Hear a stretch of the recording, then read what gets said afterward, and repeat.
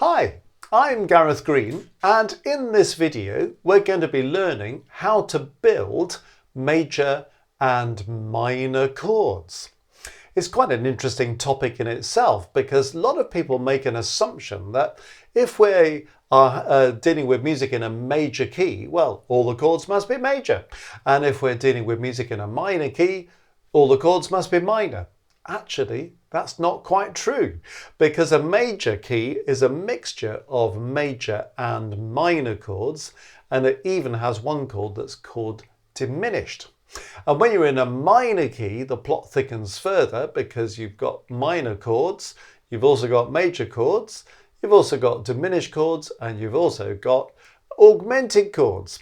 And because the minor key changes depending on whether you're using the natural minor, the harmonic minor, or the melodic minor, actually the chords can also change inside the minor key. So at face value, it looks like a bit of a minefield, but let's see if we could just boil it down to the basics of how do we form these chords and what makes a chord major, what makes a chord minor, and how do I change something from major to minor or minor to major.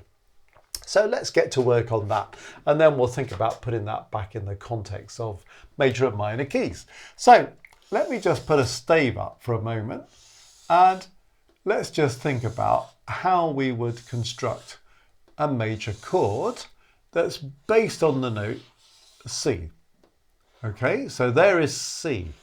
Now, if you know about intervals in music, a major chord will comprise a root, a major third, and a perfect fifth.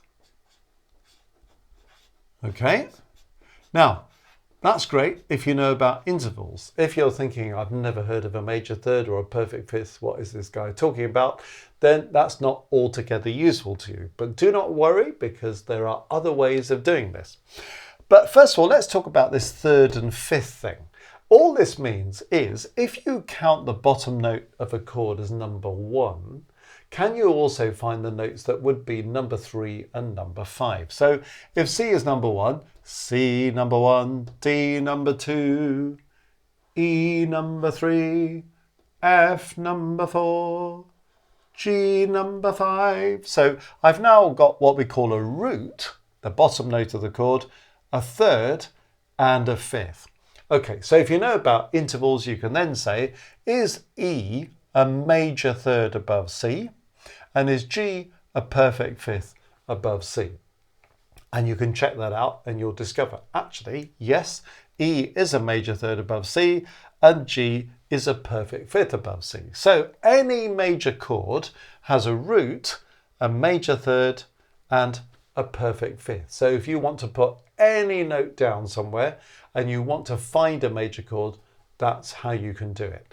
Now, if you're not too sure about this interval lark, here's another way of doing it. The bottom note of this chord is C. And what I'm going to do is I'm going to count up in semitones or half steps. So there's C.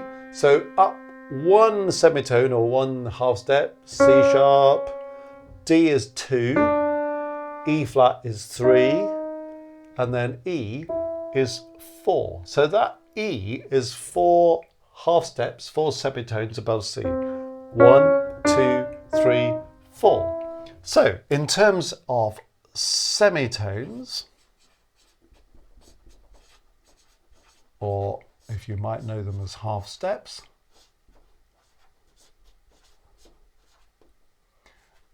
above the root, the bottom note, I need to find the note that's 4 semitones or 4 half steps. So C, 1, 2, 3, 4. Let's go on. 5 is F, 6 is F sharp, 7 is G. So if you're not sure about your intervals, but you can count your semitones or your half steps, a major chord is always going to have 4 semitones and 7 semitones, or 4 half steps and 7 half steps above the root note. So there's the root note C. 1, 2, 3, 4 gives me E. 5, 6, 7 gives me G. So do it by intervals if you know about intervals, or think about it in semitones or half steps if you want to do that. Okay, so this is how a major chord is constructed. Okay, so if you are wanting to play that on your guitar, well, that would be a C chord. It's a major chord built on the root C.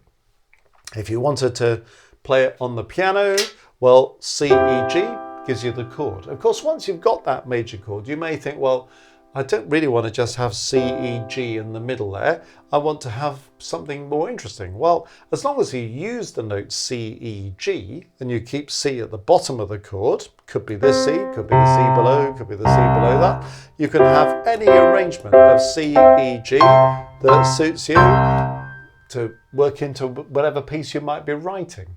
Or if you're looking at a piece of music thinking, how do I look at it and decide what's a major or a minor chord? Well, that's showing you also how to find a major chord.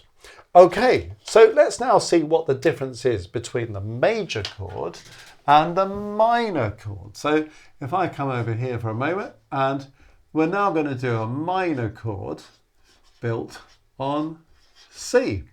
So here's a new stave for us. There's my treble clef.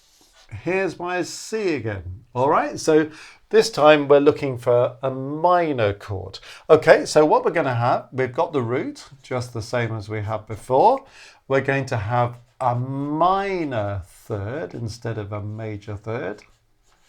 And we're going to have a perfect fifth, just the same as we had before.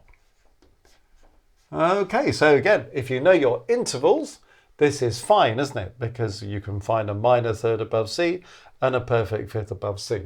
Well, the perfect fifth is the same, so it's going to be a G. It's some kind of third, so just the same. It's going to be E, but in fact, it's going to be E flat. So that's the difference between a major chord on C, C, E, G, and a minor chord on C, C, E flat, G. So one thing you notice, if you've got a major chord and you want to turn it into a minor chord, you take that middle note, the third, and you lower it by one semitone or one half step. So E natural becomes E flat. Conversely, if you've got a minor chord and you want to turn it into a major chord, take that minor third, the E flat, push it up a semitone to E natural, and you're in business. Okay? If you're into intervals, or if you're happy to make that comparison, that's good. That's all marvelous. But if you're thinking, oh, these intervals freak me out, well, what about thinking about the semitone half step thing again? So if we're thinking about the semitone or the half step, could you see what's going to happen this time? This time, we're going to need above the root 3 and 7. So let's have a think about how that actually looks. So there's C, the root. If I go up 3, I'm going from C, I'm going up C sharp's 1, D is 2, 3 is E flat.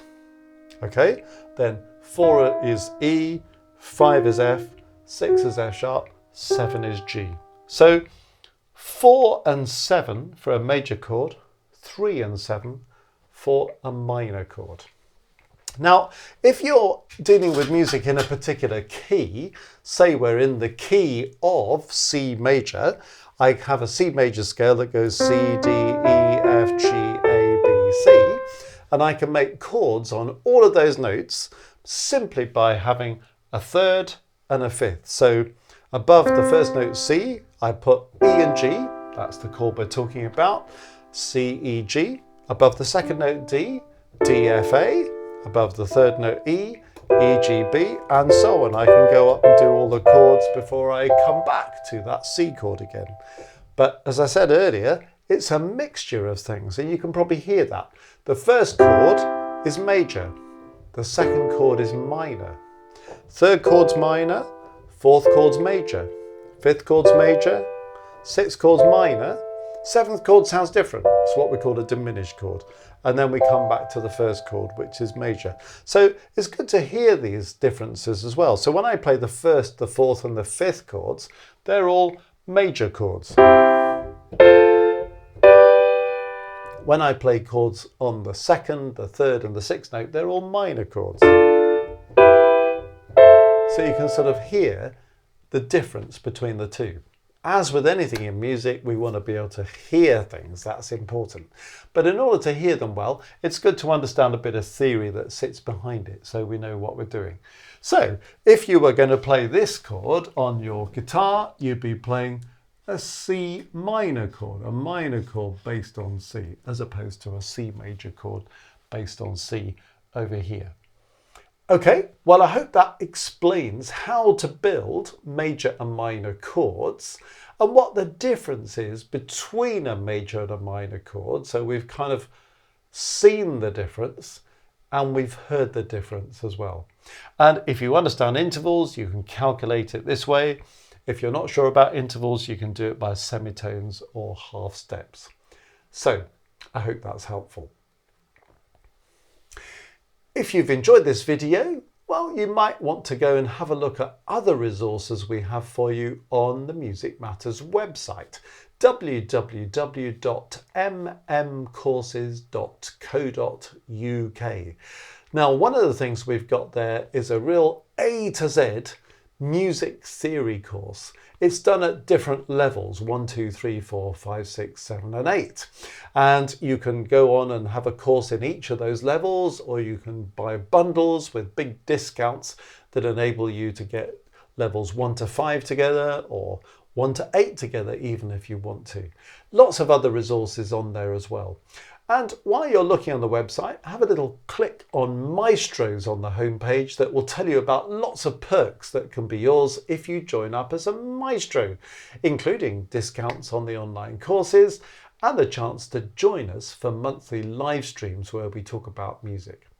So that might be something that would help enhance the kind of study that we've undertaken in this video.